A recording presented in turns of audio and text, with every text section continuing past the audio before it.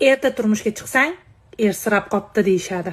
Kechroq turmushga chiqsang, o'tirib qoldi deyishadi. O'zingdan yoshi kattaroqqa tegsang, cholga tegibdi deyishadi. O'zingdan yoshirog'iga tegsang, yosh bolani boshini aylantirib yerga tegibdi deyishadi. O'z tengingga tegsang, xotinning orasida farq bo'lishi kerak. Baravar bo'lsa bir-birini tushunmaydi deyishadi.